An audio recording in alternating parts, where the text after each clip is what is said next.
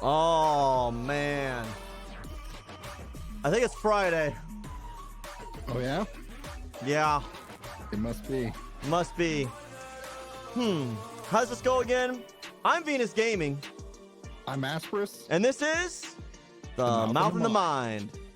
Well, happy Friday, Asperus. Happy Friday indeed, good sir. Man, you've been a little not here. What's going on? Yeah. So just been working like crazy, man. My boss has been off this whole week and Mhm. she's off all next week as well. So it's picking up the slack there. And Gotcha. overall, it's just been a crazy week at work as well. So took one night off streaming and the rest, a couple days I just wasn't feeling it because I was exhausted from, Oh, sure. long days. Yeah, What that's about your week? You had kind of a great start to the week and then it ended Yeah, talk about a roller coaster of a week. Yeah, so Yeah. we had Kim out here, basically right. Wednesday to Tuesday. So Saturday, Sunday, Monday, Tuesday. Well, Monday really good. Then Tuesday was a crappy morning. And Yeah. really nasty drive to the airport, and saying goodbye Right. is always hard. So really tough. But she'll be back in July. So, but really a difficult. Like, I'm not a super emotional person. But when you see people you care about upset, it's pretty difficult. So For sure. it was a really, really tough ride to Sacramento, and then a really shitty ride from Sacramento back home. And Right. and how we've handled it is we've just streamed. I think we've streamed like 18 hours in the last 3 days alone. Whoa. Yeah, so Serious hours there, went pretty nuts. I think 15 new followers, picked up 500 channel views. So that's been healthy and good, but it's still kind of tough not having her around. It's kind of like you get acclimated in that short time frame, so it's been a little tough. But For sure. all in all, good. Show prepped. I'm real excited about this week's show. I don't know about you. I know you were busy, so a lot of last minute prep. But I think show overall, like, there's a lot of really good information in regards to our topic this week. Absolutely. Game releases and promotions for those tuning in who weren't aware of the topic. Yep. That's what won. Man, I just gotta say off the bat, it's amazing. Someone went to college and got degrees in marketing, and they came up with some of the ideas that we're gonna discuss today. For sure. Yeah, it's definitely a good one. You guys are going to be entertained for sure. Yeah, I think from start to finish, you're gonna really enjoy everything that goes on with this. So, anything else going on in the week? Anything exciting for the remainder of the week outside of work? Yeah, not for the rest of the week. I am off this weekend. I don't think I'll have to go in. Nice. I really just kind of stayed late at work this week and kind of tackled it there. But there was 1 or 2 days that I did stream this week. Mhm. I think I picked up 13 followers in one Nice. day, and yeah, so I was playing a little more vigor. And like I've told you before, I think I just do so much better when I'm playing solo. I really get to focus on the stream itself and entertaining people and creating that content itself rather than worrying about winning and being tactical. So Yeah, for sure. Yeah, it's a different game when you're playing with your friends or with the squad. Right. Like, your whole mindset changes. So for sure. well, good deal. And yeah, absolutely. Yeah. I know the other day I was watching. Me and Kim were in the channel, kind of chatting from our phones. But like, Yeah. I mean, the viewership was popping off. So yeah, you had some really strong streams going on there with with the viewers and whatnot. So all in all, real good stuff. Yeah. All right. So, like I said, this week we're talking about gaming release and promotions. So if we go right into the first segment, I talk about your opinion sucks, as always. So I kind of sat back and reflected a little bit about this segment. Asperus, I think you would agree that I tend to rant and then just move on, right? Like, This is true. So, and I get that I'm the mouth and you're the mind, but I was trying to make this segment a little more information driven. Right. Along with my rant. So I spent a little more time on this segment this week. So give you some good examples as to why I don't like this. So your opinion sucks this week is talking about anyone in gaming marketing who thinks that food and game crossovers are a good idea. The opinion or the thought behind food game crossovers being a good idea is a bad idea. Okay. So, and to help support my claim, I have a couple of different avenues that were taken from games that I think help support my cause, at least in my opinion. So, Okay. first up, big Counter-Strike player. Did you play Counter-Strike? Anybody? I did play a little Counter-Strike. Yep. Okay, so Counter-Strike 1.6, specifically, or Source actually, Yeah. they were really trying to entice more gamers to play Counter-Strike, which is odd because I felt like Counter-Strike had a good player base as was. Yeah. But they hired a agency called the Mesner, Vetter, Berger, McNamee, say that 5 times fast, agency, and they were hired to insert Subway ads, so Subway the restaurant ads, into Yep. Counter-Strike Source through a mod. It was Okay. IP-based and driven, and they targeted Sacramento, Las Vegas, and Los Angeles. So if anyone played on those servers Yeah. while they were doing different maps, there would be ads that would pop up, or not pop up, but be part of the game maps for Really? Subway Eat Fresh, or like show a digital coupon, and different things to entice gamers to eat at Subway while they were playing Counter-Strike. Yeah. I don't know, guys. Like, I just think, for one, if I am playing Counter-Strike, I think of the gamer that plays Counter-Strike. I don't know that they're eating at Subway, for one. I don't think that's that high on their list. But two, No. if you're playing Counter-Strike mostly in a competitive scene, Yeah. I just don't see how you're paying attention to billboards and signage. So the program ran for 8 months with no suggestive data that supported that it increased Subway sales, or was it all marketing effective? Right. But I think it was a $3 million investment to get them into the servers and see if they Whoa. would sell more Subway. That's a lot. So that's my first example of a bad idea for food crossover. Number Okay. number 2, sorry. Anyone familiar with Phantasy Star Online? No, I never heard of it. So Phantasy Star Online was a pretty popular, what would we call it? I think it was more like kind of like an MMO. It was an open world RPG kind of a game. Okay. Very popular in Sega space. Japan was predominantly where it was its most successful, but it had a few couple titles in the US that were. In 2010, it was its 40-year anniversary as a game. Okay. So for 40 years, they really wanted to up the ante. So what did they do? They coded Pizza Hut and KFC into the game, including a playable Colonel Sanders character. That's terrible. It's a Japanese game. I don't know that KFC is very prominent in Japan, but regardless, that's how their time was spent. So do you know if it went to the, like, because they typically make multiple versions of the game, one for the Americas and one for Japan. Do you know if that happened to be in the same, like the Japanese version as well, or just the like America's version? To my understanding of the story, it was on all platform, all release for both. Wow, that's both. crazy. So, that's odd to me, but okay, sure. Moving on. Sumioni Demon Arts, a game I've never heard of. That's okay. Yeah. Neither I don't think maybe most of us have. Some might. But the game Sumioni is based off of a game art called Sumi, which is very dark stroked black art. So to promote the release of the game at California Pizza, not California Pizza Kitchen, but California Pizza, which apparently it's a Japanese pizza chain. I don't know where it is, but pretty prominent from what I understand. They had a Sumioni pizza. Okay. So I was like, okay, it's whatever. Like maybe it has certain toppings on it, or whatever, right? Like to say it's part of the game. But what they did was they made a traditional pizza, which that's the words they use. I don't know what a traditional pizza is. But what they did with that traditional pizza was they put dark black ink on the cheese. And the pictures I saw did not represent art. It was just like, it looked like black cheese. That does not sound But appealing. that was to support the game. And from what I understand, it was supposed to be a 4-week promotion. It only lasted 1 due to poor reviews. Wow. Yeah, I mean, just thinking about that, I can't see that a pizza with black cheese just does not sound appealing. Like, I don't know. Yeah, it sounds absolutely disgusting. So, My next one, guys. Anyone a Soul Calibur fan? Anyone play fighting games? Oh yeah. How would you like a free, not free, I'm sorry, a $1 off coupon for Church's Chicken?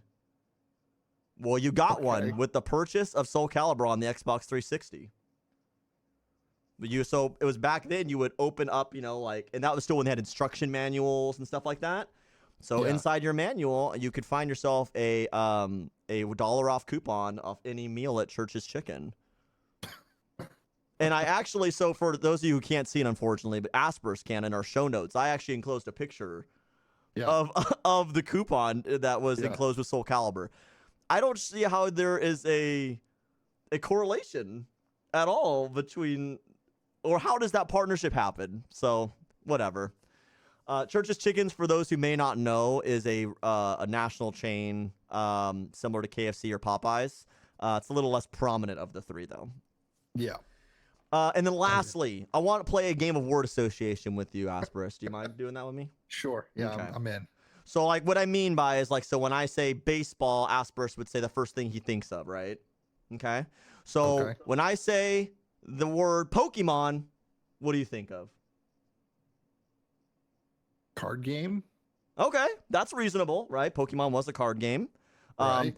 You don't think curry? Curry? How do you get curry from Pokemon?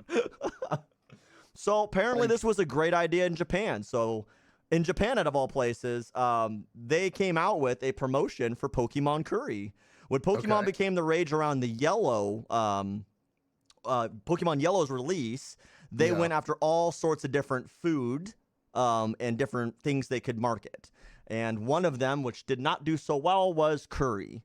But Pokemon curry was a thing. It was very ill received in Japan, and the program was actually scrapped within the first month of its release. And they stuck to things that were a little more conducive, like, I don't know, anything but curry. Like, I mean, if I just thought about food, I would think of like Lucky Charms with the Pokemon as the mushroom or the marshmallows, and then, or if I had to think of something else, again, marshmallows. So like Peeps, I could think of like a little Pikachu Peep, you know? Yeah. I mean, anything like really kid friendly, right? Like sounds like the best avenue, because then you can still go to best of both worlds. The only thing that was cool about this was a picture I enclosed in the show notes. It was like it's like a bowl that you would eat like ramen or cereal, and it's a Pokeball. It's a bowl, and it looks just like a Pokeball. That was the only cool thing that came out of this promotion, in my opinion. But I mean, I just don't know. Like, curry's kind of like heavy on the stomach. Like, I just couldn't imagine, like, when your stomach is jacked up in the bathroom, you can play your Game Boy on the toilet. Dude, you could probably finish Pokemon Red or Blue after a bowl of curry on the toilet. That's funny. I mean, but hey, we're on a roll here with Pokemon on the show, guys. If you haven't already known, we had Pika Pads a couple weeks ago. Pika Pads, right? So why not have Pika Curry? Let's just go ahead and make it Pika Diapers, right? Like, you're just all day, like, go to town, like, and just pee yourself, menstruate yourself, and you can have the Pika diaper on all day. Whatever. There you go. But so those are my examples that support my opinion. Is if you think food crossovers are a good idea, they most certainly are not.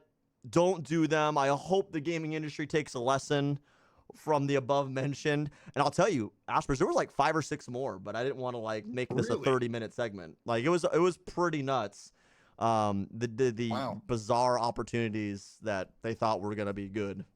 But that is this week's Your Opinion Sucks. That's awesome. Man. Yeah, curry was like the last thing on my mind. Word association, guys. Pokemon curry. Yeah. You're gonna go like watch Pokemon with your kids, and like it's like, man, I really want me some curry right now. Yeah. Extra spicy, please. It's super effective. Mountain Dew and Doritos went well. Yeah. Right? I choose you. Oh boy. Yeah, Pika, I don't think we're ever gonna live down Pika. We need to brand a mouth in the mind pad. Ooh. I need someone to workshop that for us. Hopefully I'll get a hold of Flame Lord. I'm sure he would gladly do something like that for us. Right.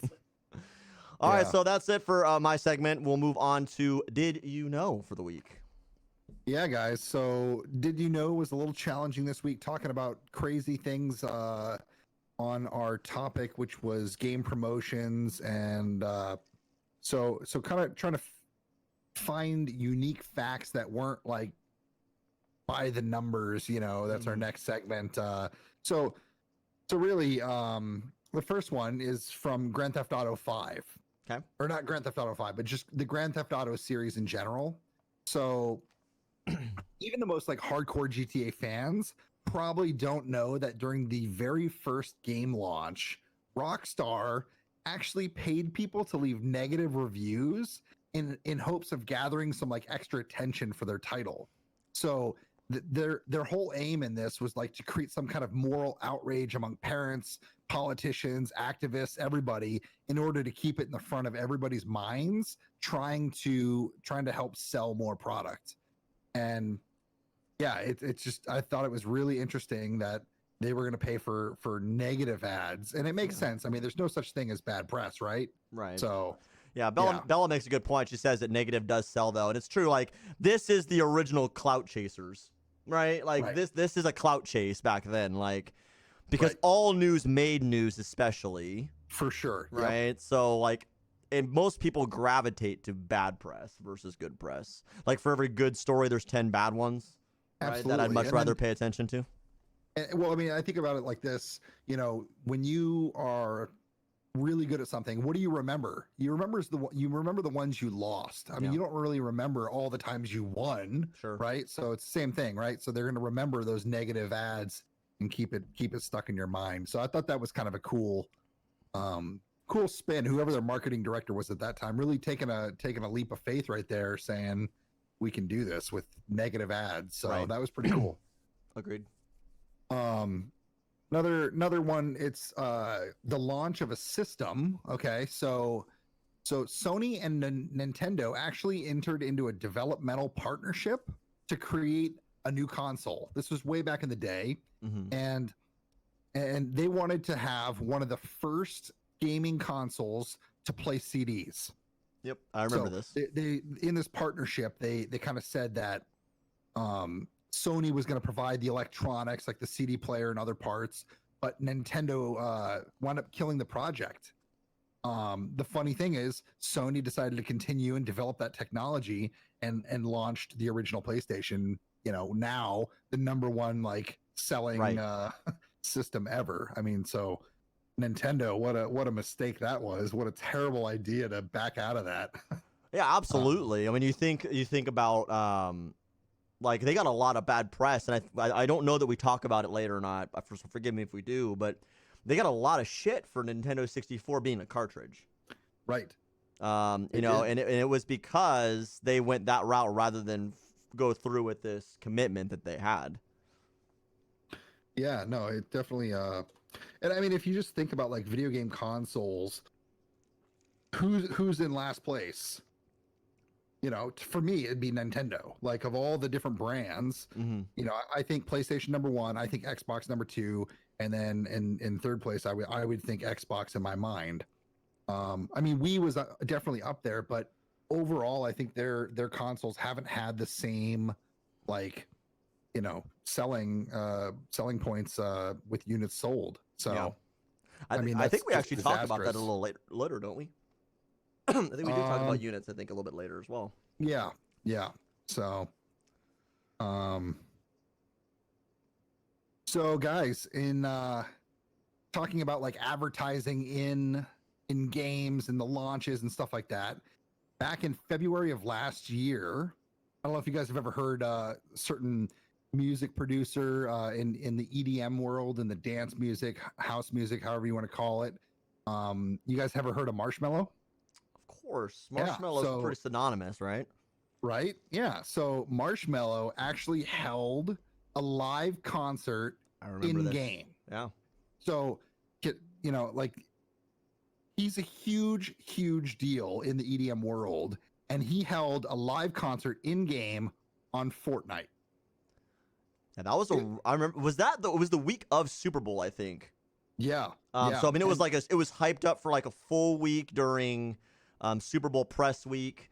Him and Ninja played in the Pro-Am together before Absolutely. that. And then they rotated it to, they set up a stage for like a week at the same time in Fortnite in Pleasant Park. And like people were like, what the hell's going on here? Right. And then like it was literally like the day before, they're like, you might want to be at Pleasant Park at 3:00. Yep. Yeah. So I mean, the crazy part was the event was attended by over 10 million people. Like, think about that, guys. 10 million people in game went to this spot to have a live concert from Marshmello. I mean, this. Go ahead. I was thinking how many lobbies that has to be in Fortnite. There's 100 people in a lobby. Yeah. And everyone stopped fighting because it was during a game. Like, so if I logged in to play a game, like, I can still kill anyone I want to kill. But everyone stopped and watched Marshmello perform for, I think it was like 45 minutes, an hour or something like that. That's 100,000 Fortnite lobbies. That is crazy. 100,000 Fortnite lobbies stopped playing to go watch this concert. And I mean, it just shows how this is an extraordinary example of how video games can be leveraged in a form of advertising, right? Oh yeah, absolutely. Like, yeah, it's just incredible. And just as far as game launches and this advertising goes, I mean,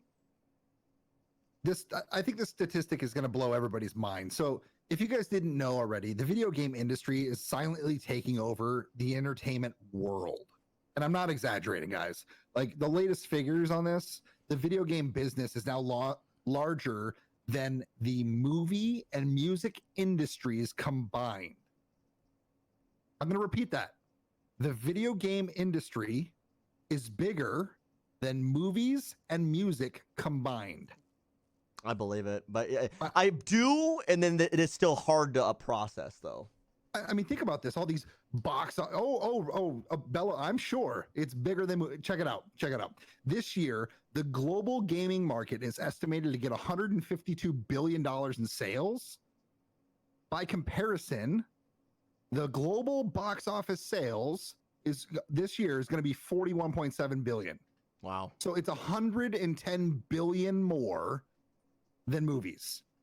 And music's at a measly 19.1 billion. So yeah, I mean, it's just crazy.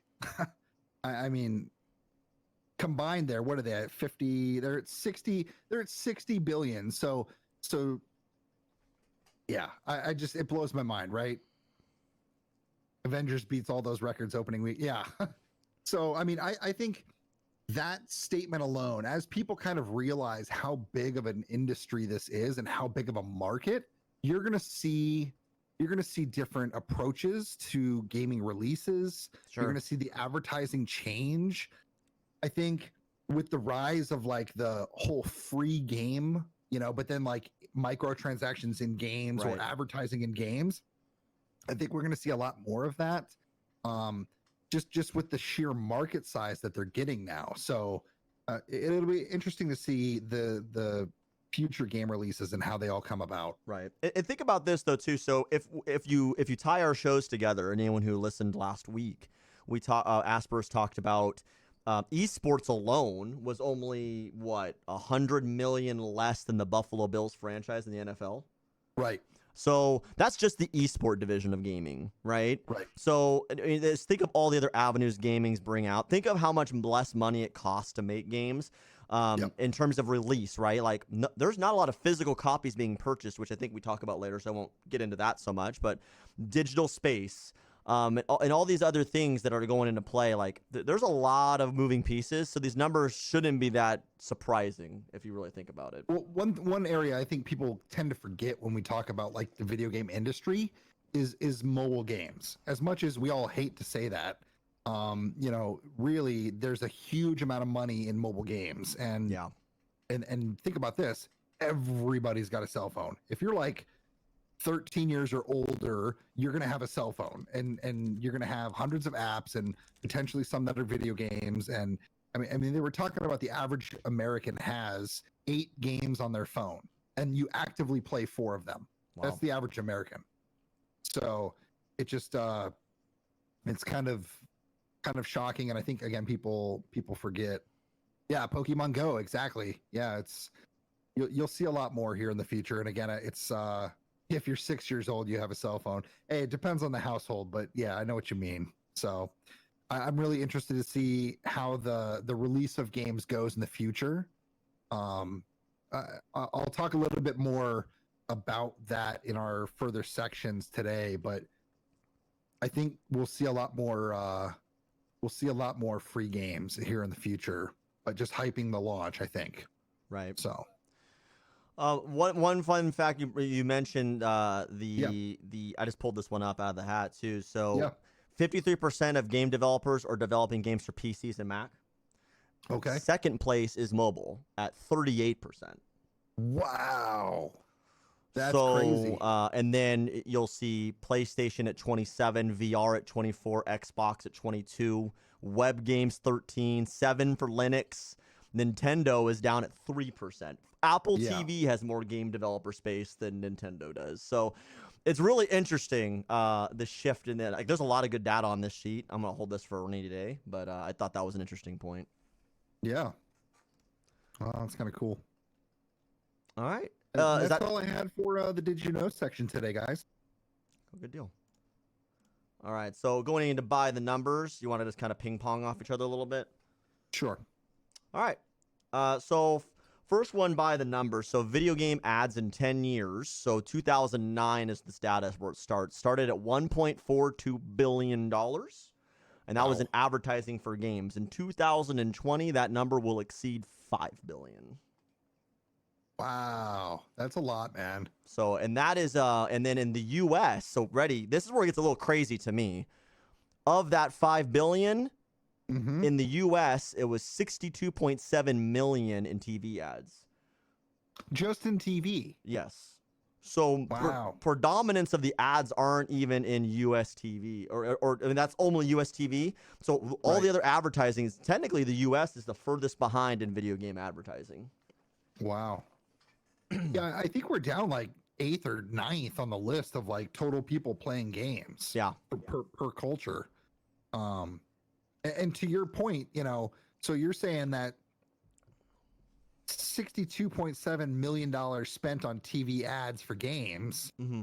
in January last month, January 2020, Xbox spent 2.9 million on TV advertising. Wow.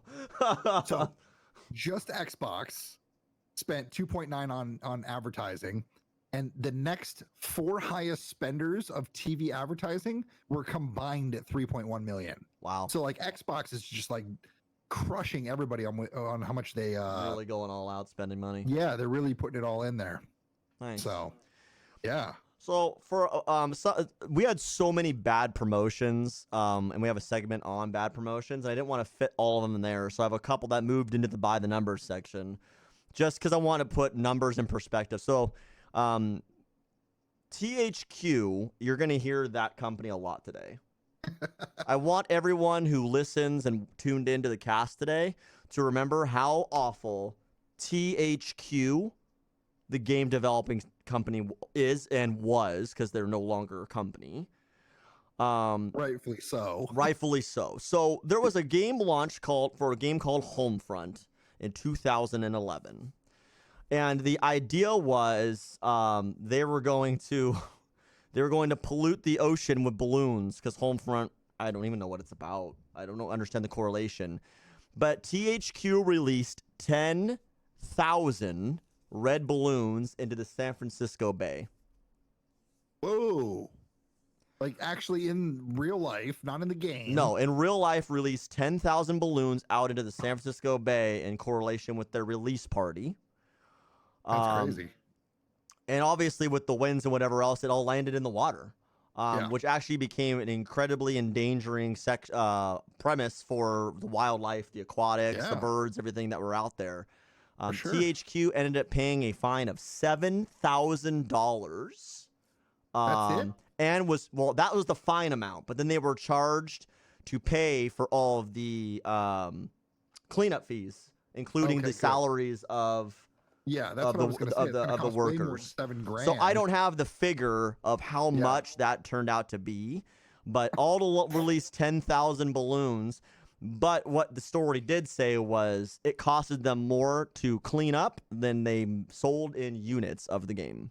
Oh, yeah, that's pretty bad. I mean, think about that, guys. Like 10,000. I mean, think about how long it'd take you to just bend over and pick up one, and then bend over and pick up another, and bend over. Like, I mean, now multiply that by 10,000. That's a ton, man. Yeah. So that is marketing director number 1 that we fire on the show. Yeah, right. So again, game promotions and I think everything's changing as our culture changes, and so the most predominant way that people get games now is downloading them. So just about 64% of gamers prefer to download it rather than to get the physical copy. So, guys, when we were talking earlier about those little inserts in the game or like in your little case, those aren't there anymore, right? Because 2/3 of all people getting these aren't getting the physical copy. Right. So, I think, the releases of these games and the promotions of them are they have to adapt to that because it's a different mode of delivery. So I just thought that was really interesting that 2/3 of all gamers prefer to just download it and not have a physical copy. Nice. So yeah. And then I have one more slight THQ shout out. How much would you pay to name your kid after a video game? How much would I pay? Or how much would you have to be paid to name your kid after a video game character? A lot. I mean, most video game characters' names are like awful unless it was like John or something. Do you guys remember the game Turok, the dinosaur hunter? Oh yeah. THQ was willing to pay you $10,000 to name your kid Turok. I don't know that I'd do it. So that's director of marketing number 2. That's all I got. The last thing, it was more of like having to think about how you're going to deliver the product and the promotions that you'll run, just based on the age ranges of gamers. So I actually found this one kind of interesting. So 21% of gamers are under 18. The overwhelming majority, 40%, are 18 to 35. 36-year-olds to 49 have 21%. I'm sorry, they have 18%. Mm-hmm. And the one that I found the most interesting was 50 and older have 21% of the market. Wow. And they beat out 36 to 49-year-olds. Like, I just found that to be interesting. But yeah, I didn't think it would be that way. I feel better about I don't know if it's just... I feel better about a 50-year-old mom, though, so that's good. I think gamers never die, no doubt, but I just thought it was interesting that maybe just they have more free time. What do you think? They're all retired, so they need something to do and they play video games, or like, I don't know. Well, if you think who's 50 now, like how many years, like at 30 it was year 2000, right, like, so I mean, like, they were already instilled in playing. I think that they just continue to go at whatever it is, right? Like a lot of those franchises at 30 are still around at age 50, and you just kind of grow on with that, and you pass that on to whomever else. Someone actually said Farmville. Does people still play Farmville? Dude, mobile gaming. I mean, I guess maybe that's a thing. I should actually look and see if I still have the tab open, man. the section on mobile gaming, stupid how much money it makes, and it's just... Yeah. Right. All right. I think that was it. That's it for the by the numbers. Biggest flops. I could have spent all day on biggest flops. There were so many. So in no order specifically. I'll start with the N-Gage. So Asperson talked about the N-Gage during a couple weeks ago. We talked about it. I think he brought up the N-Gage. So So E3, right? E3 is the place that you get to put your name out there. At least it used to be, right? Like maybe it's Right. not so much now because things are always being spread all over the place. Right. But Engage at its moment at E3, and think about it's not one of the big dog platforms, right? No, we're talking about Nokia, Yep. so they have an opportunity to be talking in the same likes of a room as Microsoft and Sony and Nintendo. It's time to nut up or shut up. Well, I'm going to show you the N-Gage. And what else? How did they do it? They showed someone playing the console, and he was super edgy and cool, and he was a skater, and there was a car in park with spinning tires, and there was bikini-clad girls, like rah-rah. This is what happened on the stage.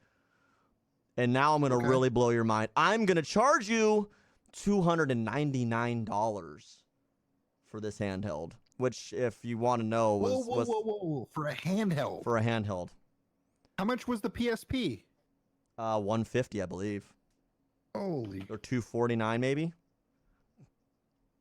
169. So this is twice the amount of the ever so popular PSP. So twice the amount.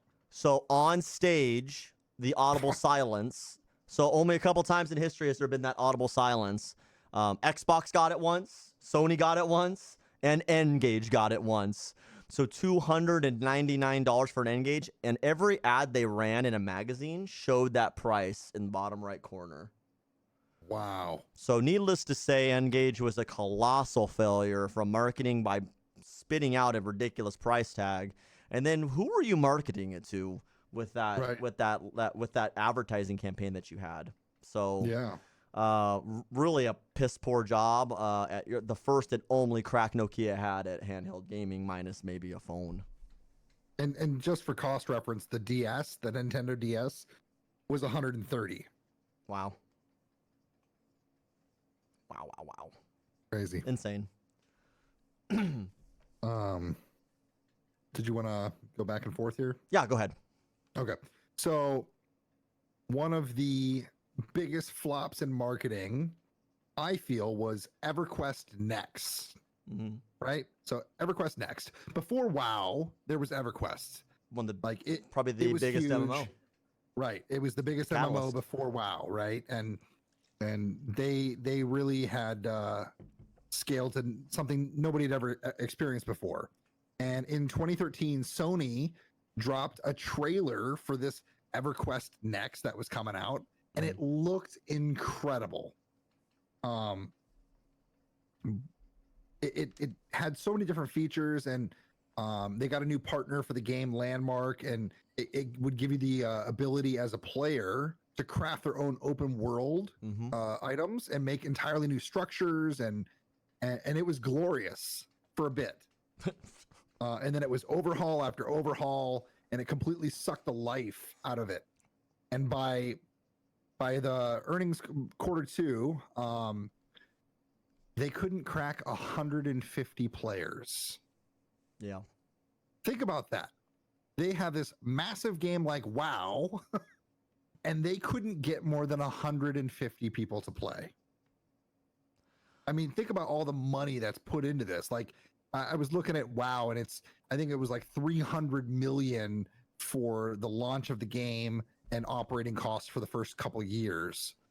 I don't think they were quite on that scale, but still, I mean, even if they spent half of that or a third of that, yeah, I mean, that's just crazy. So one of the big things, because I have a little, it's funny, I didn't know that Asper's was going to talk about EverQuest Next or Landmark, but I have some information on this. So EverQuest Landmark, so to try to generate some more excitement on top of what was already a pretty good campaign, they came out with Founders Packs. So anyone who's ever been part of any game that had a Founders Pack, it's you basically pay for opt-in, early access, you get some cool things in game, and you get to play the game first.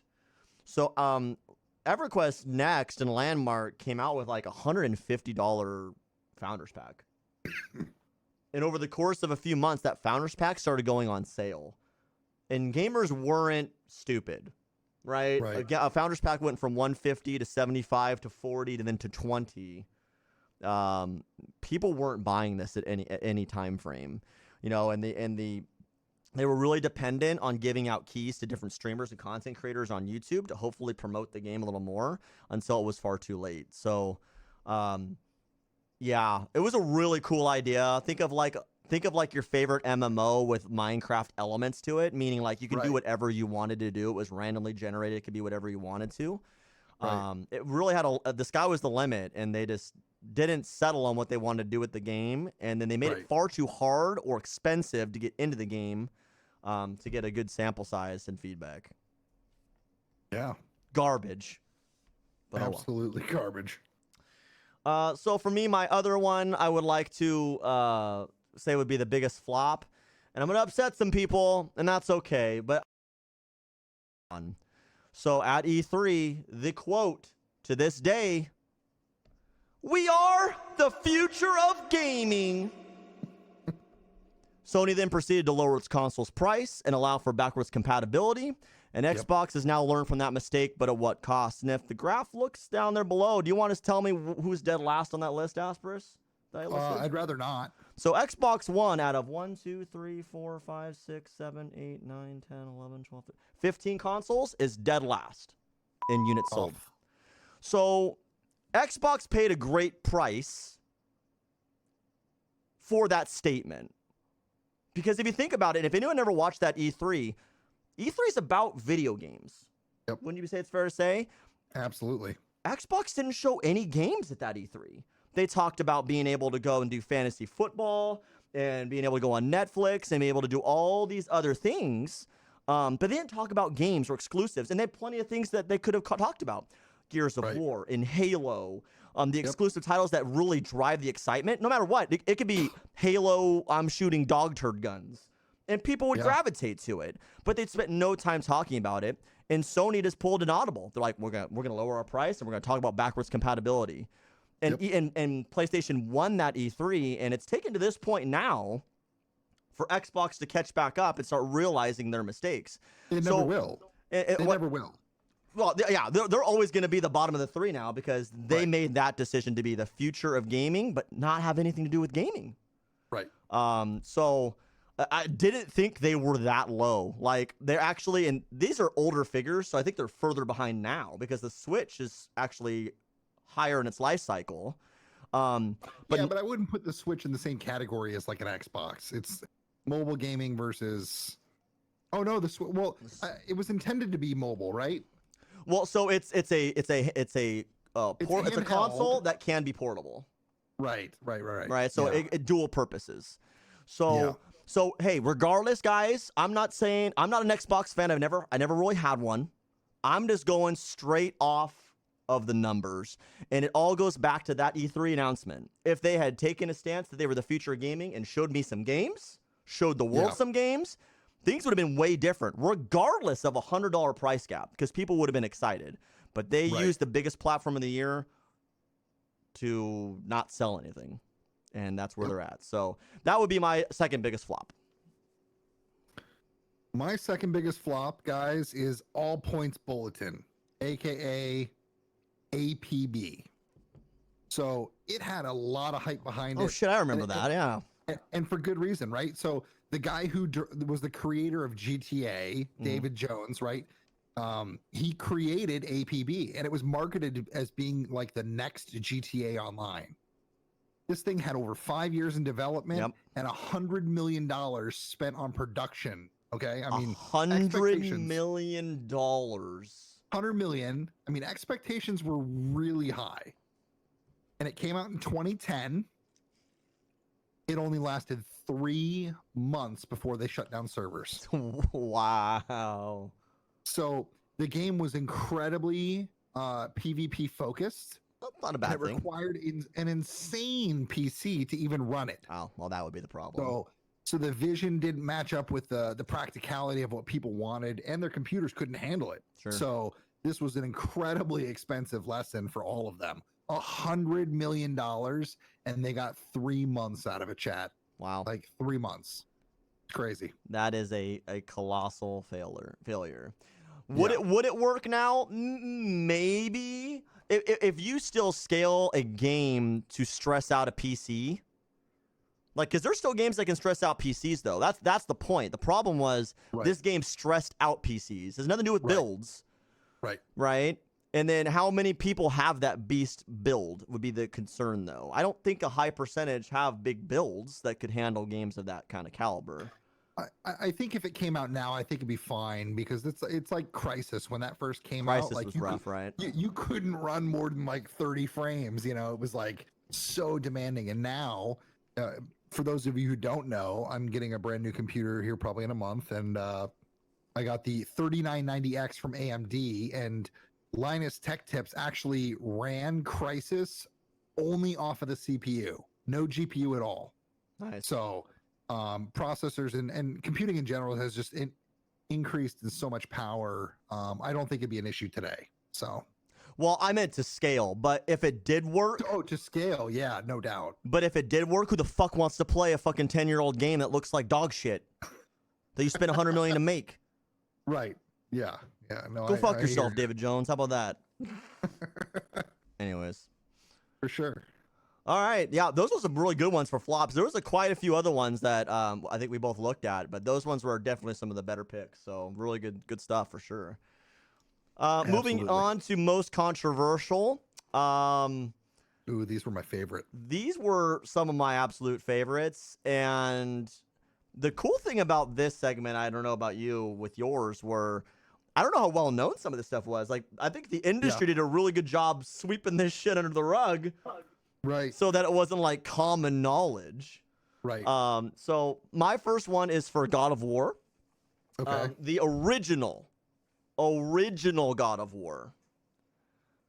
So I don't know much about it, but I think of the franchise, it was obviously like the least enjoyed, right? It was not as polished as it's become in as a franchise. Yeah. So, but when God of War was coming out, they had a release party, and that was a pretty standard thing to do, right? Like have a release party and like, you know, celebrate, give away copies, like whatever. Well, and then so one of the things that was a big promotion was cosplay. I'm still following this. I hope you guys are too. Cosplay sounds cool. Like dress up like, you know, characters in that Greek mythology type era and whatnot. Probably kind of cool, yeah.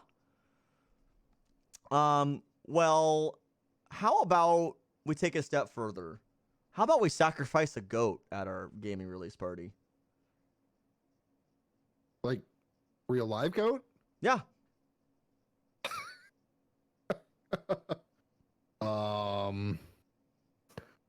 No. Well, they did. And they encouraged the patrons that were there to put their hands inside of it. What? What are they thinking? I'm just glad PETA never got hold of that one. But yeah, a lot of bad press for that. Pretty yikes. Yikes. So God of War's initial release party, pretty out there. Yeah.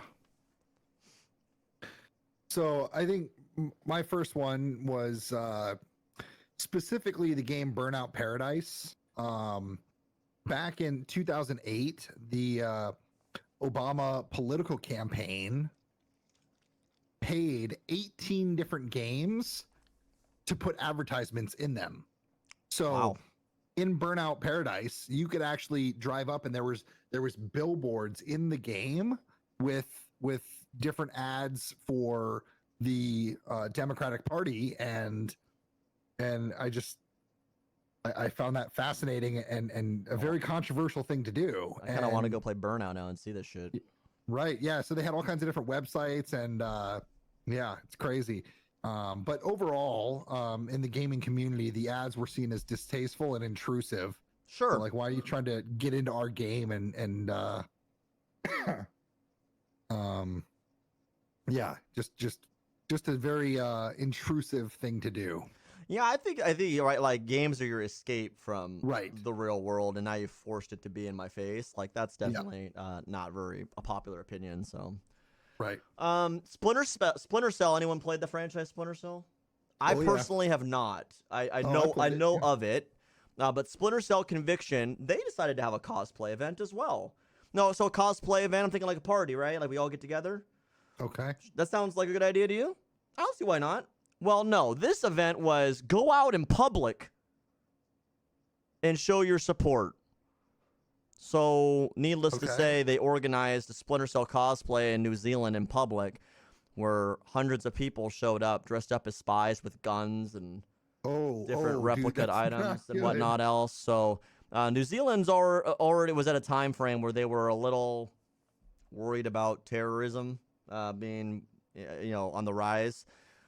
So yeah, not a great idea. Maybe put that cosplay event like in a convention or a hall or something, but not out in the public. So pretty scary to think about, honestly, like what could have came out of that. But yeah, people dressed up as spies with AK-47s or hand pistols and laser sights and whatnot, all walking around New Zealand. Yeah. Awfully bad execution. All right, guys. I think this is the number one most controversial. Oh, this is a good one. This is a really good one, guys. This is a really good one. All right. So there was a game released, okay, and it was called Succulent. Now, I want to know, like, what's the weirdest thing you've done in real life?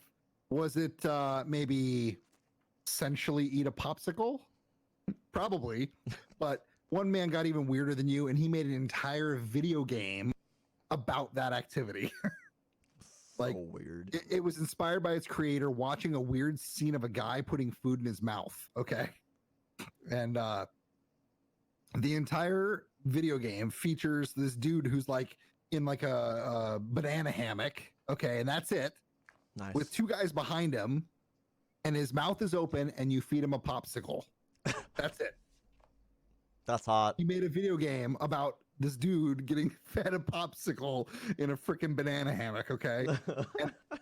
And in the background, there's these two guys that are in their little things, in their banana hammocks dancing as well behind him as you feed this dude the popsicle. Go get it, buddy. Yeah. That popsicle. So as the game goes on, the popsicle gets smaller and smaller, and the game actually starts tripping out. And what's even crazier is that the music gets weird and the visuals are all crazy.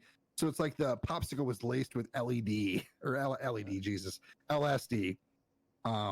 Worse yet, like once you feed him the entire popsicle and it's gone, the game loops over again and starts back over. Give me another popsicle. Again, it's like the new game plus. Right?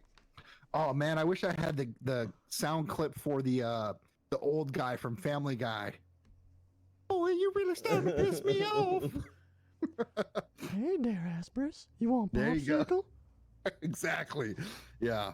But yeah, so it goes on, and this dude's just in this banana hammock, and the guys are dancing, and you're feeding them popsicles really sensually. Oh yeah. Oh boy. So that's my most controversial game. I figured you guys would like that.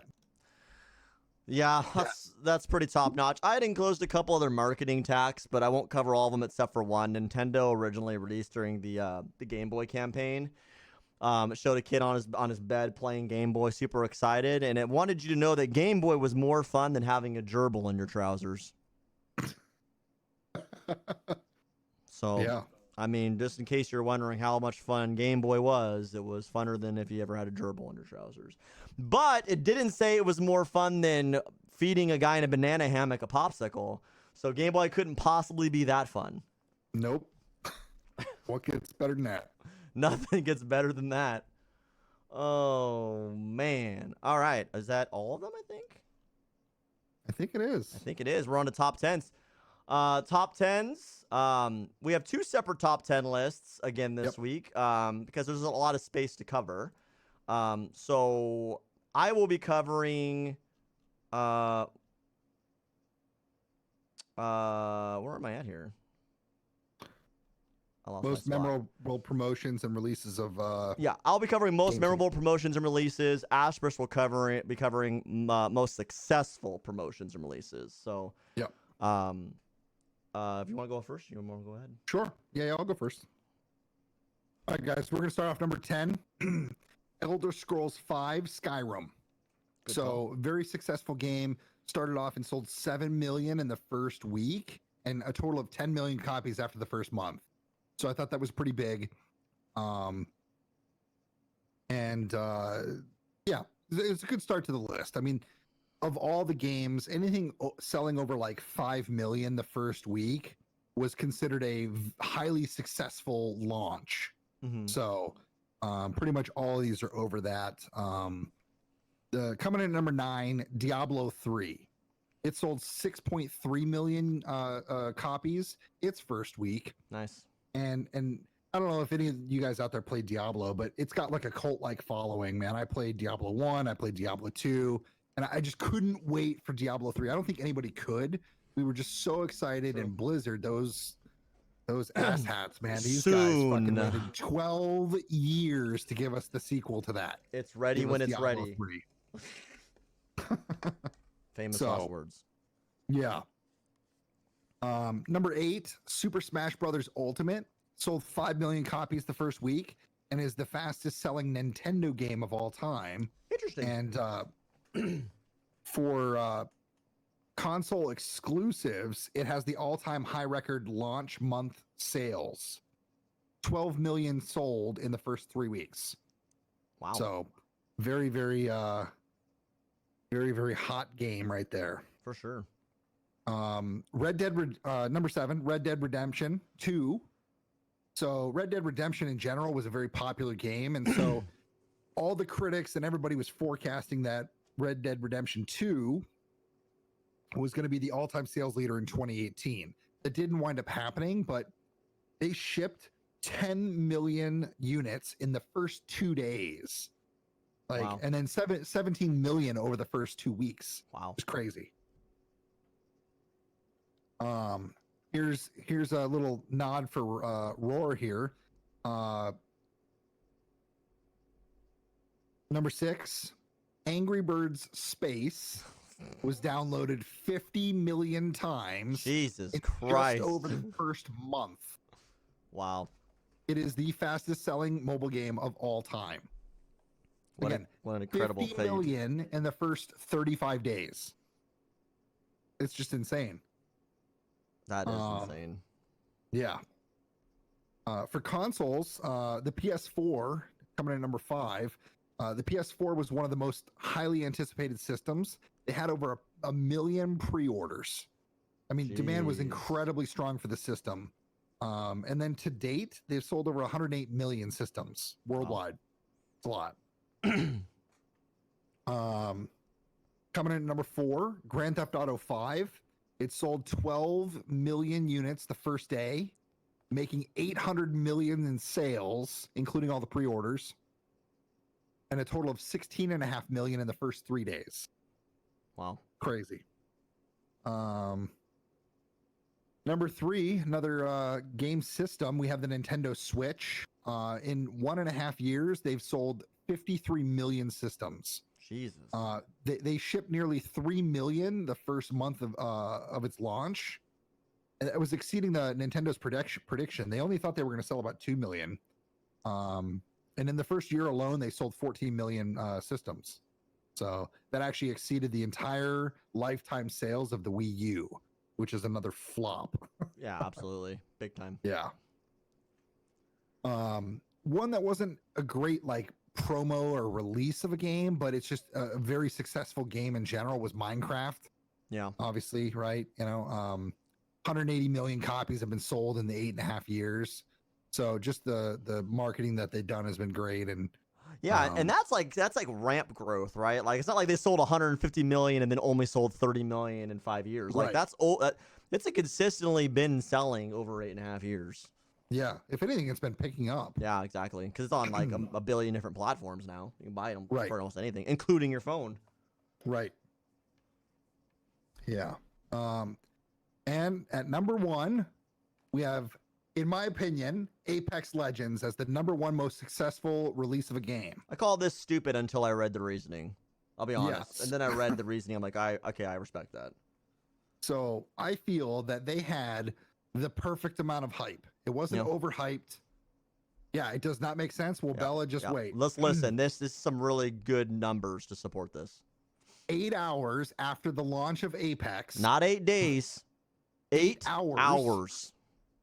They had 1 million unique players.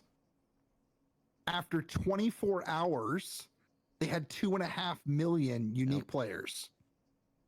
And after just 1 week, they had 25 million players on it with over 2 million concurrently playing. It's insane, Yeah. actually. And by the end of their first month, it reached 50 million players in total. So I feel that again, like the whole topic this time was like promotions and release of games. I feel you couldn't have done it better. Again, I mean, they had 1 million people on those first 8 hours. Think about all those people waiting to download it and get on there, and it just. So think of some of the marketing they did, though. They never refuted or denied that they paid streamers hundreds of thousands of dollars to play their game. Yep. Ninja, Tim the Tatman, Dr. Disrespect, Dr. Lupo, just to name a couple. They paid them a lot of money and said, just play this game, please, for the next 2 days. Yep. So think of the content creators and the game melding together. Look what they were able to accomplish because of that. It's pretty impressive. For sure. Yeah. Again, I think for me, that's my number one most successful launch. I mean, they were smart about their marketing. Yeah, they spend money, but again, as far as like release of games, don't get me wrong. Fortnite was really popular. Fortnite wasn't a free-to-play game to start, though. Fortnite was a Founders Pack only PvE game that eventually had a BR game. So, and not only that, but they didn't have the launch that these guys did. One day they had 2.5 million players. No. Huge. Fortnite made it pave the way for a game like Apex Legends to have a good day one, but yes. Fortnite built to what it was. It was a shithole Founders game for PvE, and then it became a BR. Yeah. So it pains me because I hate Apex Legends. I think it's absolutely garbage. But I can't disagree with those numbers and really well done marketing. And I mean, what better way to advertise? I'm gonna pay someone like $100 grand and say, just play my game. Right. They didn't say act like you like it. They just said play it. You know what I mean? Like, and look what happened. Like, so the confidence they had in their own game, just to give money to a streamer and say, let's see what happens, it paid off. So kudos to them in all respects. I definitely respect that, number one, for sure. All right. Most memorable promotions and releases of games or consoles. So I think mine are almost all games, not consoles. Number 10, SimCity 2013. So it was a 9-year gap between SimCity 4 and 2013's release. Terrible. And for anyone who's really deep in the SimCity or the simulation building games, there was a lot of hype built up for SimCity 2013's release, and it was an absolute abomination. The way that you had to be online at all times, the restriction in size of your map size, loading issues, saving issues, any issue that could come with the game came with the game. And really was kind of a black mark on a really well-known franchise. And honestly, though, the good thing that came out of SimCity 2013's terrible release was that gave the creators of City Skyline the window to release their game, and then City Skyline has now become a franchise very well respected within the simulation game space. So at least something good came out of it, but there's that. Warcraft 3 Remastered, number 9. So this is pretty fresh in most people's minds. Warcraft 3 is a beloved game. Remastered sounded really cool. It was going to get updated graphics, updated cutscenes. Just the bells and whistles of a great game. Just that's what a remaster is, right? It didn't get any of that. They didn't redo the cutscenes. I mean, the textures were a little bit better in game, but they still have all created space. So if you made a custom map, Asperus, it was owned by Blizzard. What? Yeah, that was their proprietary space, and that's because Dota 2 actually stemmed from Warcraft. So there was a fear that the next big thing could come out of their game, and it wasn't something that they did. So they had to protect themselves legally. Wow. So 9 might be low, but it's there. Number 8. You guys remember Skylanders? No, I never even heard of it. You guys remember, or you know what amiibos were for Nintendo, where you put the little like figurines on the console or whatever? Yeah. So Skylanders was a game that was centered around putting these little figurines on the console, and it like created that character. So if it was this dragon, it created that dragon. and like then you got to play as that dragon. So you were collecting the figurines, and the figurines became the characters you can use in the game. And it was kind of built in that Spyro the Dragon universe. And it was super popular. I mean, it was real niche for kids in general. But they really went out on a leap, and they partnered with McDonald's. Really? And gave away Skylanders in Happy Meals. So Interesting. that partnership ended up contributing to what ended up being 175 million units sold for Skylander video games during its life cycle. Wow, that is a lot. So, yeah, pretty impressive, actually. Number 7, I think this was number 1 on Asperus's movie list. Hitman? Yeah. Okay, so Hitman, the game itself, everyone who's not familiar, Hitman's about being a hitman, right? Like, pretty straightforward. Yep. So take two things that shouldn't belong to each other. Hitman and Facebook. Well, unless you're trying to hire a hitman for, to kill somebody. Well, correct. So they created a Hitman Facebook app, and unfortunately, that's what it was doing. It was openly your opportunity to go, like, instead of poking your friend on Facebook, you were putting a hit out for them that you wanted to kill them. Ooh, that's not cool. So, very short-lived app cycle, but Hitman did have a Facebook app that was basically hiring someone to murder your friends. Wow. So came and it went at number 7. Number 6, Resident Evil Butcher Shop. What could go wrong selling animal meat shaped as human organs or body parts? Well, apparently to the Resident Evil developers and Capcom, they thought nothing was wrong with that. So they had several different locations throughout the U.S. and Japan where they had grocery stores that sold steaks and whatnot that looked like brains of humans and human hands and feet and things of that nature. So like Halloween decorations. Right, but it was edible food. And it definitely struck some nerves and created a lot of unpopular buzz. And Resident Evil 6 already wasn't that great of a game, but a lot of people felt that this didn't help its cause because it was in correlation with its release. Number 5, honestly, is my favorite on this list. But I put it at 5 because it's kind of whatever. But number 5, the Skyrim Challenge. I've never heard of this. Has anyone heard of the Skyrim Challenge? I would be curious if you have. We're talking Elder Scrolls here. Elder Scrolls Skyrim, yeah. Okay. The Skyrim Challenge is this. I'm going to ask everyone a question. Would you like free Bethesda games for life? Well, yeah. I mean, who wouldn't? Okay. Yeah. So would you like me to explain the rules for you, Asperus? Yeah, I'm game. I just want you to name your kid Dovulcan. What was it again? Dovulcan, which translates to Dragonborn, right? Skyrim. Okay. Are you willing to do that, Asperus? I don't know because no, I'm not. All right. So for the sake of the bit, say yes. Sure. Yes. Okay.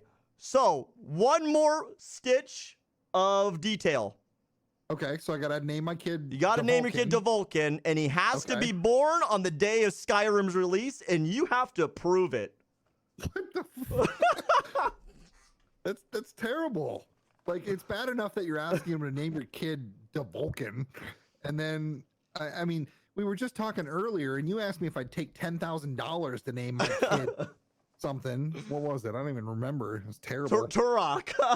Yeah, Turok. Yeah, and I wasn't even game for 10 grand. Now you're just gonna give me free games for life, and I gotta name him Dovulcan. Can you spell Dovulcan for us? Oh, I don't even know if I'm saying it right for one, but it's Dovahkiin. Jeez, that's crazy.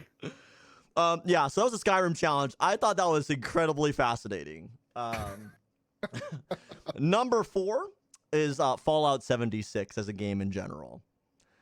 And I don't know where to begin, and I won't go on too long about it, but anyone who was a big Fallout fan, Fallout 76 pretty much took a beloved franchise and did everything it could to make it like the black sheep of the franchise. Open world feel with crappy PvP. Like, then they went to microtransactions. Just everything about it was really not well put together. It was marketed not what it was. Just all in general was just a big debauch.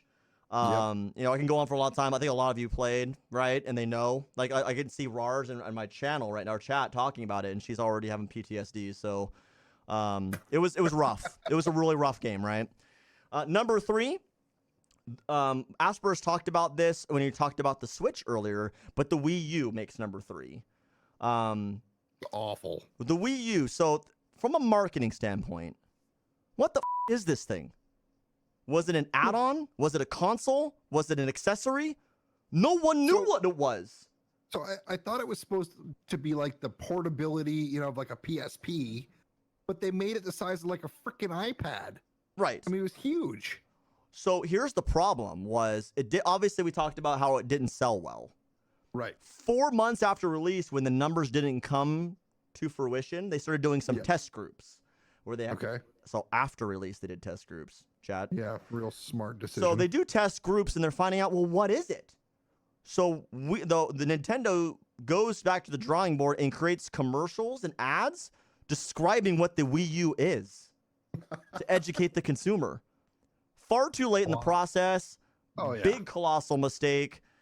Definitely up there on one of the biggest failures that the Wii U that Nintendo had, right? But there's a lot of self-inflicted wounds. If they had probably came out and advertised what it was, we maybe had a better idea of what we could have done with it or not done with it. So I need to hear from Roar real quick. She says she has one. I'd like to know how the gameplay is. Do you like it? Is it something you ever go back and play, or was it a novelty? You've bought one, you didn't quite understand it when you bought it, and you don't ever touch it. And you can move on to number 2, and then we can come back to visitor comments if you'd like. Sure. Number 2, Dante's Inferno. So I don't know if anyone's familiar with Dante's Inferno as a game, but so think about it. We're talking about, you know, purgatory, heaven and hell, like Lost Paradise. Dante's Inferno was a game. And no one gave a shit. Like, there was no hype behind the game whatsoever. So what did EA, the greatest company of all time, do? They spent $200,000 on fake E3 protesters to put Dante's Inferno is sin, Dante Inferno is against God, you know, and just really like create that negative press that we talked about with Grand Theft Auto, like that they did. The difference was there was EA, it didn't work for one, but EA employees ratted them out. Oh man! Like during E3, there was anonymous EA employees that were like, "Yeah, that's fake. We paid for those people to be out there." That's crazy. So EA took a big slap in the face for trying to create negative press, and it didn't work. And they were out $200,000 having people hold signs out in front of E3. So there's that. And then number 1, it hurts to say, but the reality is No Man's Sky, one of the most hyped games of like the last 10, 20 years. The open world space universe, no two worlds alike. You know, just endless possibilities and planets to planets and customization out of your customization. All the promises of the world for this, that, or the other. Anything that could be promised that never came to fruition. And the worst part, honestly, for me, because I played the game as well, was that Sean Murray, you know, the man in charge of it, just went off the grid. Like release day, went off the grid and just didn't talk about it for months and allowed the game to die, allowed the game to get with terrible reviews. They've since released a couple really solid releases, you know, like post-game, like years later, and the game's probably playable and enjoyable to a degree, but it's nothing that the game was promised. It was probably a lot of people call it like the biggest scam in gaming, from what was promised to what was delivered, and to have that dev team really go rogue and quiet was a really bad taste in everyone's mouth. So even with the good releases late in its game cycle, a lot of people don't forgive Sean Murray in that. And, you know, later he had interviews where he said that, you know, he got death threats and kind of was trying to, you know, protect himself. But regardless, No Man's Sky was a colossal failure in comparison to what it, you know, was trying to do. Wow. And so Rar, back to the comments about the Wii U, says, it's okay. It's like playing a TV game. And then you also had to use the tablet. Bad games, don't play it. Good concept, bad everything. Just difficult to play, use, and it's clunky. So, all right, well, good enough. So Yeah. that closes out the 2 top 10 lists. I think really were some pretty solid top 10s. Honestly, I could have found a lot more. Like if I had time for honorable mentions, I probably could have like 10 or 12 more honorable mentions. Honestly, Yes, it that was was same quite a thing bit. with some of the most controversial. I mean, Sure. honestly, this topic had a lot of information out there. It was really good. Yeah, and I saw some things mentioned in chat that weren't, but those I felt that's like the one specifically was ET the game. Yes, I Yeah, understand it was one of the biggest botches in gaming history, and people say right. quote ruin gaming. Well, gaming's here still, so clearly it didn't. But I get what it said, but it's very well known amongst gaming, and that's why we've kind of left it off of the list. Right. Um, because it's well known. A lot of these weren't well known. I feel like a lot of you as viewers and listeners may not have heard a lot of these things, and that was a lot more of the point for this week's show. This fun show, you I need to just pay covered attention. why. Pay attention. All right. Just pay attention, man. Moving on, we will go into tips of the week. So, guys, tips of the week. This week, I wanted to talk a little bit about my genre of games that I play the most, which would be first and third person shooters. Okay. Nice. So, those are what I spend the majority of my time playing. I just wanted to give you some tips on how you can improve your gameplay. For those of you who are experts already, you know, you might it might not learn anything here, but it's never too late to continue to brush up on your skills and really just kind of think about these things as you play. The first one, play slow. Mhm. Slow is smooth and smooth is fast, right? So often players, especially when you're newer, will play at a pace that's much faster than your skill level. Sure. The problem with that is your tracking of targets, snapping over to where the target is. It takes a long time to develop those skills. And if you play it faster, then you're going to end up frustrating yourself. I mean, you're going to die. You're going to lose every one of those battles. You're going to lose every one of those battles, and you're just going to get frustrated, right? And then once you're frustrated, you're going to play even worse because Yeah. the mental portion of gaming is huge. So slow is smooth, smooth is fast, and then like with everything, your speed will eventually pick up. So start off slower, speed will come with time. Sure. In even in the beginning, whatever, vet. The big key is focusing on this stuff. Even if you're not winning the battles, you need to continue to practice good habits too.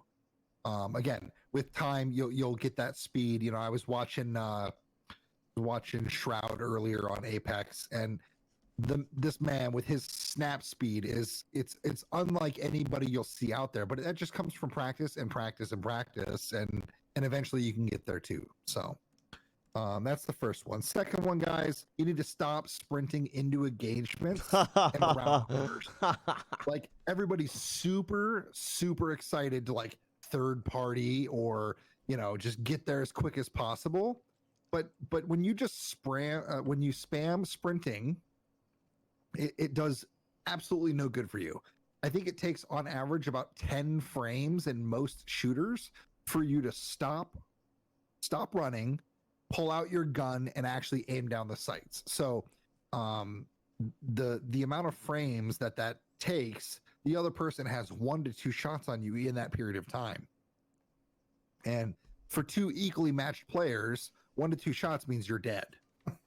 So yeah, that's, and the worst part is like if you go down because you sprinted in the fight, you're missing an opportunity, right? Like you're letting down your teammates and everything, all because you just ran in there.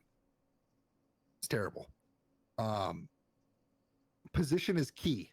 So stop running the same path over and over. So in like a team deathmatch game, like Call of Duty, if you keep running between 2 cargo things and getting 2 cargo containers and you keep getting shot, don't fucking run there anymore. Yeah, exactly. Like, people will just continue to exactly all your random teammates.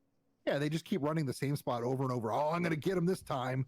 And they don't even have to move. So that's you can't do that. It's really easy to just sit back and wait for somebody to keep running off, and somebody will just take their heads off over and over. Try to approach from a different angle, flank them, use all the different areas on the map, and be unpredictable, guys. Smart positioning can overcome poor accuracy. Yeah. So if you have great position, you'll have all the time in the world to take these guys out. So when it comes to positioning, you want high ground if you can get it. There's a number of advantages to that, and probably the most important is you have cover. You're able to like lay down, and they can't see you anymore because they're so much lower than you. Make sure to flank the enemy when possible. So if you have a team game, well, flanking, for those who don't know what that is, that's coming up from the side of somebody while they're shooting a different direction, right? It's an easy kill because they don't even know you're there. So if you have a team game, you want to have a couple people taking their attention and then the other people going to flank them so that they can get an easy kill. Another gigantic essential piece to positioning is vertical movement. So it's really easy in games nowadays for anybody that's been playing for you to track left and right. That's what everybody does. You run across the screen one way, you run across the other. It's very easy to follow somebody with your crosshairs, especially with the occasional jump thrown in there. But vertical gameplay, like changing your vertical position significantly, throws people off. So that's why, like in Call of Duty, you want to get grapples, and you can grapple up to like the very tip top of a building. Or in Apex, you can play Pathfinder. It's a crucial addition to any play is vertical movement. Those vertical changes people are not used to tracking, so that's a huge thing you should add to your repertoire. Don't attack in a straight line. You know, you see somebody and you may shoot them at first. Yeah, what do? They run straight towards them because it's you want to close the gap, right? Most of the time, it's a lot easier to hit your shots if you're closer. So, I feel it's not always the best move. I mean, if anything, if you want to get closer, do it before you shoot at them so they don't know you're there. But don't ever run at them in a straight line. It's really easy for me to just sit back, not even move my crosshair, and I'll just take you out. Yeah. Strafe a little bit. If you're on, if you're on your keyboard, hit the A and D keys and keep moving left and right, and just keep strafing as you run towards them. My suggestion, though, would be to either try and continue to do long shots if you can, or close the gap before you engage the enemy. Yeah. So, the last piece that I think is just crucial for first-person shooters is keeping your aim up. So what I mean by that is keeping your crosshairs at chest or head level. I see too many people that are pointing at the ground running because they feel it gives them better vision of because the gun's out of the way or whatever reason. I don't even know, but they're like pointing at the ground. You always want to keep your crosshairs pointed where you think the enemy's going to be. Yep. And I think the best example that I've seen of this is like CSGO. Mm-hmm. Anyone ever watch Counter-Strike Pro, like the pros when they play that? They have their little crosshairs up the whole time, right where they think the enemies are going to walk out of, right? And then boom, they take headshots just like that. And so if you don't know the good positioning, it's going to be somewhat difficult to get those headshots right away or whatnot. Yeah. But just keeping them where you feel they're going to be, or at least at chest or head level, you're going to have a much better chance than aiming at the floor. Yeah, and I think the bigger thing too, though, with having it at waist or head level, is that you develop your tracking way better. Yes. Like especially so CSGO is a really good example, or any game for that matter has its own different spray patterns. There are like no games or very few games that have hit scan. Right, okay. It's got spray patterns, right? So having that level crosshair in place as is going to help develop your tracking over time, and then your reaction time corresponds better too. And just think of if I'm going for a headshot, as we were mentioning, and I'm aiming at feet to start with, how much more tracking do I have to do to get to a head? Right. So you actually become a lot faster with your hand-eye coordination if you just track at the right level to begin with. And I know it's uncomfortable. I get it. I was that player when I played Counter-Strike for years. I always Yeah. aimed it at like angles, and then Yeah. would have to do all the work to pull up, right, to shoot. Yep. And I'd be dead by the time I finally got my tracking where I needed to be. So Yep. it really is the difference in surviving or not. So practice it, right? Like don't like play a game or two where you don't focus on getting kills. Focus on where is my crosshair this whole time. Yeah. Like and just make that the game. Like play like a lot of people, especially in Counter-Strike, they'll do like their warm-up game, but that's all they did. They would just run around the whole entire duration of the game deathmatch or whatnot, and just see where their crosshair was the entire time to warm up. That's how they knew that they were in a good position for tracking. And I'm not saying you can do that in most games, but it will definitely help. For sure. And then another way you can do is you can record yourself. You know, if it's for streamers, I think that's why they improve so much, is because you constantly have you know, gameplay that you can refer back to and see like, oh crap, I've been pointing at or you see that your vertical tracking sucks when you're trying to come up from the ankles and you go 4 feet above his head, or you know, it just, if you're able to record and then watch your gameplay in general, not just the keeping your aim up, that's going to help you significantly. So please guys, work on some of these issues and get better at the games. It's, again, if you're an expert already, you probably knew all of that stuff, but then why are you here? Why are you here, or why are you listening? Yeah, no. So I think those are just crucial to being better at a first-person shooter. So, good deal. Yeah. I know the only other thing I would add to, in games that allow it, which I don't know all the ones that do or don't, pick crosshair colors and styles that are easy on your eyes. Don't underestimate how important that is. Like for some people, it's like a little, like for me, when I played Counter-Strike, I played with a little square and it was green. Like that was just easiest for my eyes and easiest for me to track. Whatever it is, if it allows it, find a color and style, if it allows, that is comfortable for your eyes, so that you can better keep your eyes on your crosshairs as well. Yeah, I mean that goes for that's a really good point, Venus. And then one piece that I didn't quite mention, the very first one, which is play slow and smooth, is sensitivities. Yeah, of course, you want that super high sensitivity so you can snap, you know, halfway across the map over to the other side, or, you know, somebody coming up behind you, you're able to turn on them, no problem. But in the beginning, you really do need to lower your sensitivity until you get comfortable with it, and then just continuously raise it.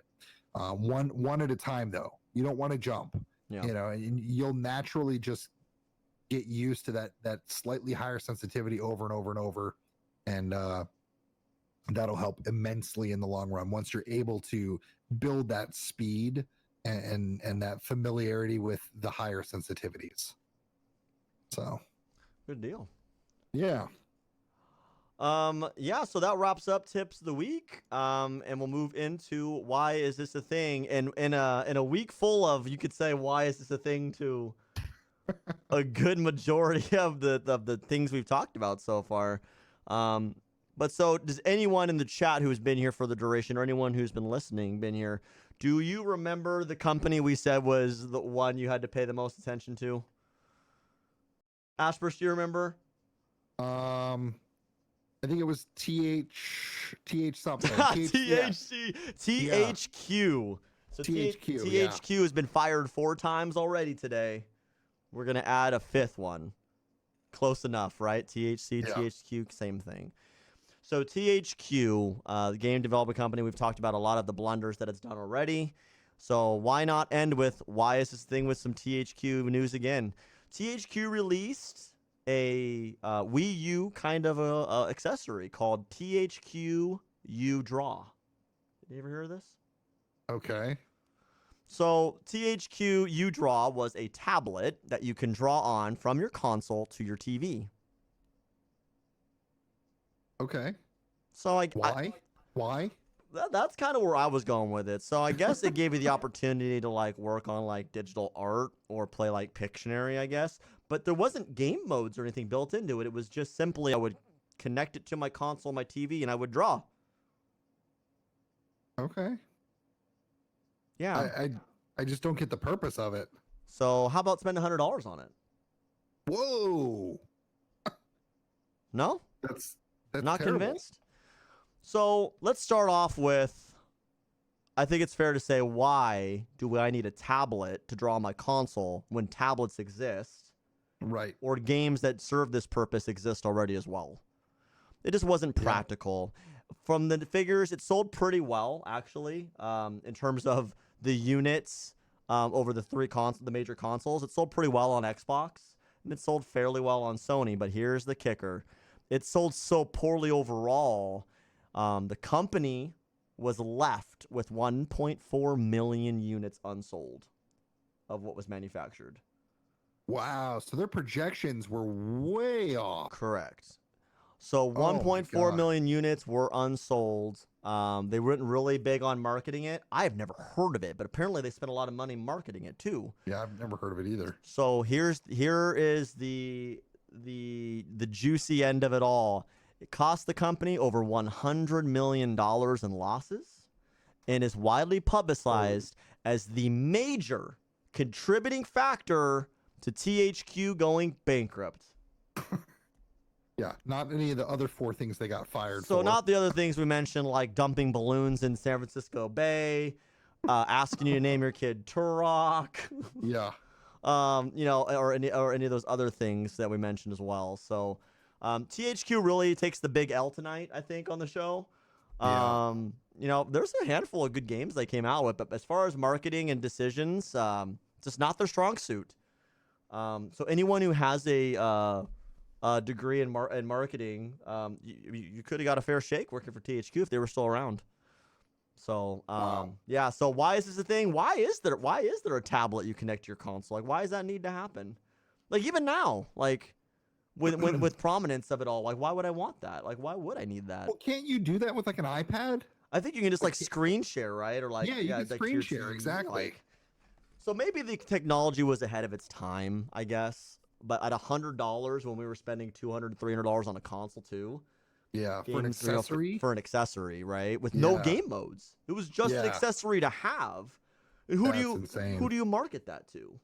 Right. I mean that's not a family accessory. Like, how many artistic kids were there that were looking for a tablet to draw on their console?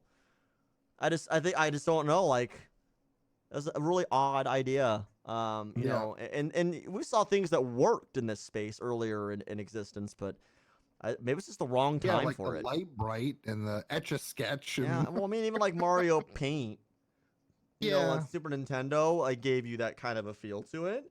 But Yeah, it's it's still, gonna be different but though. it had a premise, right? Like, it was Yeah. music making, it was game making, it was, Yeah. like there was modes. There was nothing to it. I literally plugged it in and just started drawing. Hey, mom, look what I did. You want me to put it on the Yeah. fucking fridge? Like, Yeah. what's the point? I don't get it. So that is this week's Why Is This a Thing? Um, yeah, like I said, I could have found so many more, but for the sake of beating a dead horse on bad THQ marketing and whatnot, we opted out of that. So, Yeah. all right, for the first time in our existence, we're gonna probably stretch out closing arguments a little, or closing thoughts a little bit longer. Because Yeah. we kind of breezed through top 10 today, We actually. did. That's usually the segment that kind of gets us to 2 hours. So Yeah. this will be our first non 2 hour Mouth in the Mind. But I think we talked about like the most stuff. I would agree. We really went through it. So what's the rest of this week and next week look like for Asper's Gaming? Um, so this weekend, definitely going to get some streaming in, but I'm also going to look at a few things for my computer. Mm-hmm. I gotta. So for those of you who can't tell, I'm not wearing headphones and Venus is. That's So correct. I definitely want to, connect a mixer on here, a digital mixer, and that way I'm able to plug multiple outputs so I can have my desktop audio functioning along with a headset. Um, and then I'll be able to mute the computer this time. So that'll be good. Like I said, a little bit of streaming this weekend. That'll be fun. Nice. And then next week is just crazy, just like this week was for me. My boss is gone all week, so I got to do both of our jobs for the next 5 days. And at my job, I work in, so I'm in the process of procuring equipment, guys. So I'm spending about $12 million right now Nice. on a couple of different machines. So there's a whole ton of paperwork on that, and yeah, definitely gonna be a busy week for me. So what about you? Well, so I go back to work on Sunday. I've been gone for 11 days. Wow. So I have all sorts of admin work to get caught up on. I have what they call a high shrink review on Tuesday, where I have a bunch of like neighboring market store leaders Yeah. coming, and they're gonna tell me why I am bad at my job, for 2 days. So that's kind of uncomfortable. And then it's getting back to And you took normal. vacation before that? Yeah. You're crazy. So there's just a lot that I got to do to get ready for that in literally 2 days. So stream will be normal time though. It's not going to affect stream. We'll still be on. We've already streamed like 20 hours the last couple of days. We'll be on all day tomorrow. But yeah, work's gonna be a little rough at first. But super excited to get back to it, honestly, because I mean, my name's on the receipt. It's a big deal, and I got a building to take care of. So that'll be exciting. And then just continue to push all the things on WoW. We're going to work on this Dr. Pepper sponsorship for you guys. I got my cup. For those who are viewing can see this bad boy. I got my shirt to go with it too. I got my sign in the back. That it's going to be the year of we get sponsored by Dr. Pepper. I don't care how it happens or what capacity, but it's going to happen. And then I'm excited for next week's show. So I will. Yeah. I've preemptively already got the poll ready. It will be up on Discord after the show, with another new topic added to the ones that are on there already. So make sure you guys vote. And yeah, just looking forward to getting this bad boy uploaded and on Spotify and iTunes and YouTube for you guys to view secondary if you'd like. For those, it will be your first time listening to it as well. And feel free, though, guys. The one thing I say is I've got a ton of feedback last week to this week about what you'd like to see differently in the segments or the show or whatnot. I kind of took a little critical thinking by the Your Opinion Sucks and tried to make that a little different for you guys. I hope you guys like those changes. And then I know Asperus is kind of – I think Asperus is kind of hungry for tips of the week information from you guys. I know he's kind of bouncing back and forth, so he would definitely like to get some feedback as well. But I think that's really it. Vet, just so you know, no, I do not get paid more while I'm doing her job and mine. Just like I'm pretty sure, the managers that work for Venus don't get paid more while he's gone either. No, they sure don't. No, they sure don't. What's coming out of this week's segment? Okay. That would be something we can definitely incorporate. And I think that's a good point too. Is that what we've been trying to do is make parts of the segments of the show not about the topic. So it's kind of like our cooldown period. Right? So that would probably be a good one. Like so if maybe in between did you know and by the numbers, we have another like a cooldown period, maybe. Sure. I'll play with the format and see what that kind of looks like for you guys, but I have no problem. Especially if we're gonna run, an hour 45. That would get us to 2 hours consistently again. I don't know. I think this week was just kind of an anomaly though. But I'll see what we can do with that. That's a really good idea. For sure. Yeah, all right. And if something comes to you guys, in the middle of the week or tomorrow, whatever, just drop it in the Discord, or message us or pop in the stream when we're streaming and just let us know. We would love to hear your thoughts on it. Yeah, absolutely. I mean, there really is no such thing as bad feedback. Like I took some things personal earlier in the week, but the reality is like none of you would take the time if you didn't want to see this show get better, and I appreciate you for that. So definitely give us that feedback. Just know though, when we go live, our level of interaction with you in the chat specifically does get minimized because we are broadcasting for multiple platforms. So don't think we're ignoring anyone's main points or questions they might ask. If they do get overlooked, it's just because of format. We're trying not to make this seem like just a post recording. All right. And one thing for everyone who listens to this, you don't wear pants. So that's fine. I'm already ahead of the game. All right. There you go. Well, if nothing else, guys, it has been a pleasure hanging out with you guys today.